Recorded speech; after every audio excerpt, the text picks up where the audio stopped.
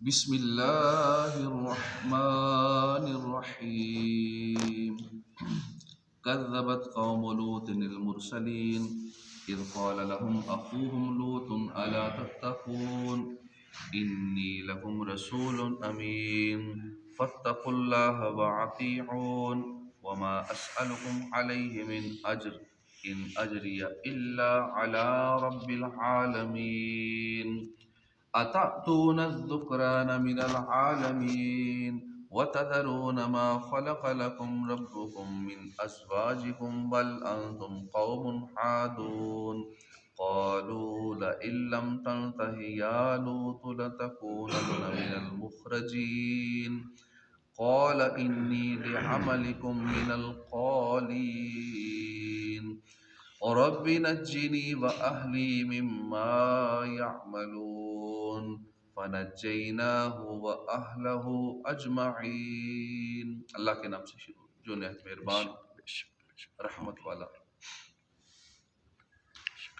نوح علیہ السلام کا ذکر ہم نے سنا، ابھی لوط علیہ السلام کا تذکرہ جاری ہے۔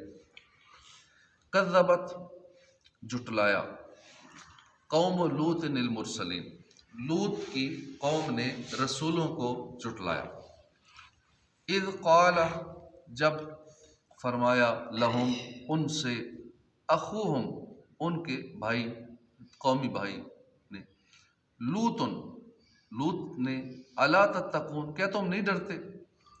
انی لکم رسول امین، بے شک میں تمہارے لیے ایک امانت دار رسول ہوں۔ فاتقوا اللہ واطیعون، اللہ سے ڈرو، میری اطاعت کرو۔ وما اسألکم، اور میں نہیں کچھ مانگتا، نہیں سوال کرتا تم سے، علیہ من اجر، اس تبلیغ پر کوئی اجرت نہیں مانگتا۔ ان اجریہ، نہیں میرا اجر مگر الا علی رب العالمین، میرا اجر نہیں بس لیکن اللہ کے پاس، مجھے اللہ اجر دے گا، تم سے کوئی اجر نہیں مانگتا جو میں تمہیں تبلیغ کرتا ہوں۔ اتاتون الذکران، کیا تم برا کام کرنے آتے ہو؟ ذکران، مردوں کے پاس، من العالمین، جہان والوں میں سے، وتذرون، اور چھوڑتے ہو، ما، انہیں، جو، خلق لکم ربکم، جو تمہارے رب نے تمہارے لیے بنائی ہیں، ان کو چھوڑتے ہو، مردوں کے پاس آتے ہو۔ من ازواجنا، تمہاری بیویاں، بل انتم، بلکہ تم قوم عادون، حد سے بڑھنے والے لوگ۔ قالوا، انہوں نے کہا، لئن لم، ضرور اگر، لم تنتہی، تم باز نہ آئے، یا لوط، اے لوط، اگر تم باز نہ آئے ان باتوں سے، ہمیں اچھی باتیں بتانے سے باز نہ آئے، تو لتکونن من المخرجین، تو تم ضرور ہو جاؤ گے من المخرجین، نکال دیے جانے والوں میں سے۔ نہیں، ہم آپ کو علاقے سے نکال دیں گے اگر آپ نے ہمیں اچھی باتیں بتانا نہ روکی، ہم آپ کو اپنے علاقے سے نکال دیں گے۔ قال، لوط علیہ السلام نے فرمایا، انی، بے شک میں، لعملکم، تمہارے کام سے، من القالین، شدید نفرت کرنے والوں میں سے ہوں۔ رب نجنی، اے میرے رب مجھے بچا کر رکھنا، وأہلی، اور میرے گھر والوں کو، مما یعملون، اس کام سے جو وہ لوگ کرتے۔ فنجیناہ، تو ہم نے نجات دی اسے، وأہلہ اجمعین، اور اس کے سب گھر والوں کو، الا عجوزہ، مگر ایک بڑھیا، وہ بڑھیا جو لوط علیہ السلام کی بیوی تھی، وہ چونکہ ان کے عمل سے خوش تھی، لوطیوں کے عمل سے، بس اس کے علاوہ اس کو بھی سزا میں سب کے ساتھ شامل ہوئی۔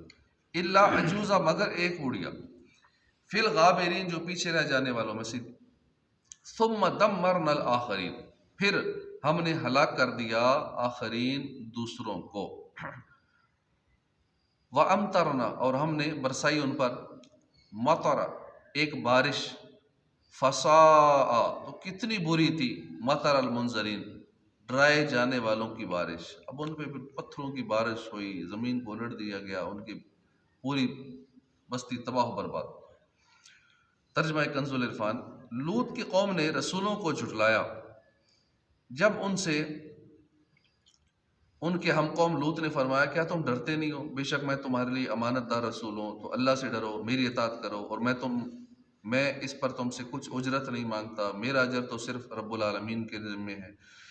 یہاں سے حضور صلی اللہ علیہ وسلم کو تسلی دینے کے لیے اب جتنے واقعات پچھلے بھی ہم نے سنے ہیں اور یہ واقعہ بھی سن رہے ہیں لوط علیہ السلام کا، مقصد ہے اپنے محبوب کو تسلی دینا۔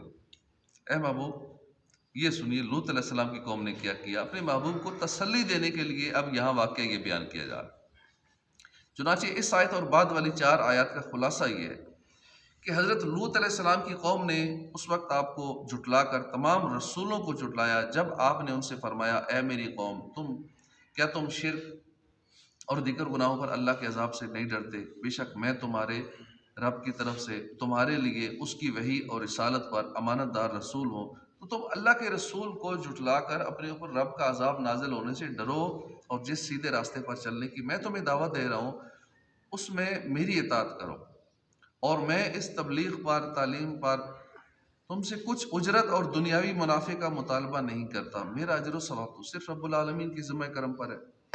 یہ واقعہ سورہ اعراف میں بھی گزر چکا ہے، آیت نمبر 80 سے 84 تک، سورہ ہود کے اندر بھی آیت نمبر 74 سے 83 تک گزر چکا ہے، سورہ حجر آیت نمبر 58 تا 77 میں بھی یہ واقعہ گزر چکا ہے۔ اتعتون الذکران من العالمین، کیا تم لوگوں میں سے مردوں سے بدفعلی کرتے ہو؟ اس آیت کا ایک معنی یہ بھی ہو سکتا ہے کہ کیا مخلوق میں ایسے قبیح اور ذلیل فعل کے لیے تم ہی رہ گئے ہو یہ کام کرنے کے لیے؟ دنیا جہان کے اور لوگ بھی تو ہیں، انہیں دیکھ کر تمہیں شرمانا چاہیے۔ اور یہ معنی بھی ہو سکتا ہے کہ کثیر عورتیں موجود ہوتے ہوئے اس قبیح فعل کا مرتکب ہونا یہ انتہا درجے کی خباثت ہے۔ مروی ہے کہ اس قوم کو یہ خبیث عمل شیطان نے سکھایا تھا کہ یوں کرنا ہے۔ وَتَذَرُونَ مَا خَلَقَ لَكُمْ رَبُّكُمْ مِنْ أَزْوَاجِكُمْ، اور اپنی بیویوں کو چھوڑتے ہو جو تمہارے لیے تمہارے رب نے بنائی، بلکہ تم لوگ حد سے بڑھنے والے ہو۔ انہوں نے کہا اے لوط اگر تم باز نہیں آؤ گے تو نکال دیے جاؤ گے۔ حضرت لوط علیہ السلام نے قوم سے فرمایا کہ تمہارے لیے تمہارے رب نے جو بیویاں بنائی ہیں، کیا تم ان حلال طیب عورتوں کو چھوڑ کر مردوں سے بدفعلی کرتے ہو اور بدفعلی جیسی حرام اور خبیث چیز میں مبتلا ہوتے ہو، بلکہ تم لوگ اس خبیث عمل کی وجہ سے حد سے بڑھنے والے ہو۔ آیت میں مردوں کے ساتھ بدفعلی کے حرام ہونے کا بیان ہے۔ اب یہاں اسی مناسبت سے بدفعلی یعنی پچھلے مقام میں جمع کرنے کا حکم بیان کیا جاتا ہے، لہٰذا یاد رہے کہ بیوی سے جمع کرنا بھی صرف اسی جگہ حلال ہے جہاں شریعت نے اجازت دی ہے، اور اس سے بدفعلی کرنا بھی اسی طرح حرام ہے جس طرح مردوں سے بدفعلی کرنا حرام ہے۔ حضرت خزیمہ بن ثابت رضی اللہ عنہ سے روایت ہے، سید المرسلین صلی اللہ علیہ وآلہ وسلم نے فرمایا اللہ تعالیٰ حق بیان کرنے سے حیا نہیں فرماتا، تم میں سے کسی کے لیے حلال نہیں کہ وہ عورتوں کے پچھلے مقام میں وطی کرے۔ حضرت ابو ہریرہ رضی اللہ عنہ سے روایت ہے، نبی کریم صلی اللہ علیہ وسلم نے ارشاد فرمایا جو اپنی بیوی کے پچھلے مقام میں وطی کرے وہ ملعون ہے۔ حضرت ابو ہریرہ رضی اللہ عنہ سے روایت ہے، رسول کریم صلی اللہ علیہ وسلم نے فرمایا اللہ تعالیٰ قیامت کے دن اس شخص کی طرف رحمت کی نظر نہیں فرمائے گا جو اپنی بیوی کے پچھلے مقام میں جمع کرے۔ حضرت عبداللہ بن عباس رضی اللہ عنہ سے روایت ہے، حضور اقدس صلی اللہ علیہ وآلہ وسلم نے ارشاد فرمایا اللہ تعالیٰ قیامت کے دن اس شخص کی طرف رحمت کی نظر نہیں فرمائے گا جو کسی مرد یا عورت کے پچھلے مقام میں وطی کرے۔ قالو، انہوں نے کہا، حضرت لوط علیہ السلام کی نصیحت کے جواب میں ان لوگوں نے کہا اے لوط اگر تم نصیحت کرنے اور اس فعل کو برا کہنے سے باز نہ آئے تو ضرور اس شہر سے نکال دیے جاؤ گے اور تمہیں یہاں رہنے نہیں دیا جائے گا۔ قال انی لعملکم من القالین، فرمایا میں تمہارے کام سے نفرت کرتا ہوں، میں بیزار ہوں، اے میرے رب مجھے اور میرے گھر والوں کو ان کے اعمال سے محفوظ رکھ۔ اس آیت اور اس کے بعد والی آیت کا خلاصہ یہ ہے کہ حضرت لوط علیہ السلام نے ان سے فرمایا کہ میں تمہارے کام سے بیزار ہوں اور اس سے شدید نفرت کرنے والوں میں سے ہوں اور مجھے اس سے شدید دشمنی ہے۔ پھر آپ نے اللہ کی بارگاہ میں دعا کی اے میرے رب مجھے اور میرے گھر والوں کو ان کے اعمال پر آنے والے عذاب سے محفوظ رکھ۔ فَنَجَّيْنَاهُ وَأَهْلَهُ أَجْمَعِينَ، تو ہم نے اسے اور اس کے گھر والوں کو سب گھر والوں کو نجات بخشی مگر ایک بڑھیا جو پیچھے رہ جانے والا ہے۔